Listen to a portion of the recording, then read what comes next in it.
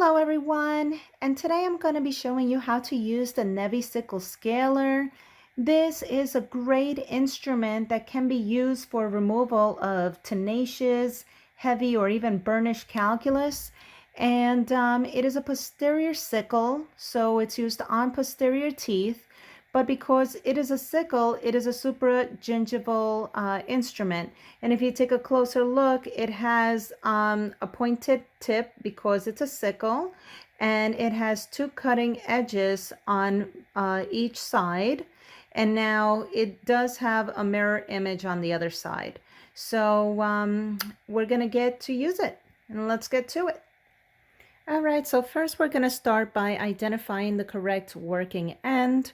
So I am gonna go ahead and place the instrument right into the interproximal space between two of my posterior teeth.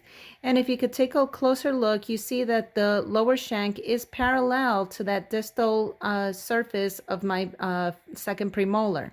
So you're always going to make sure that that lower shank is parallel to the long axis of that tooth, okay, or of the distal surface of your posterior tooth.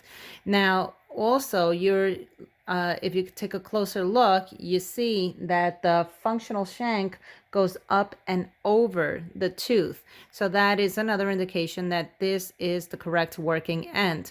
Now, if I were to place the wrong end, it would not be parallel to the long axis of that of the distal surface of my premolar here.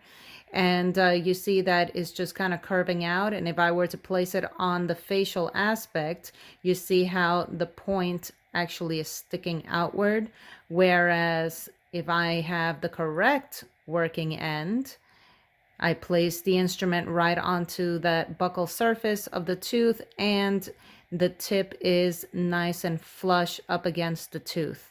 So now let's get started. All right, so now I want to make sure that I am adapting the tip third of my instrument onto my tooth. And I'm going to start on the distal line angle. So I'm going to go right down on the distal line angle, keeping the tip third in contact with the tooth as I'm rolling into that proximal space. And as I'm going into that proximal space, making sure I am maintaining that proper adaptation of about 70 to 80 degrees for calculus removal. Then I'm going to come back around the buccal, starting from the distal line angle and working my way into that interproximal space. Again, tip third.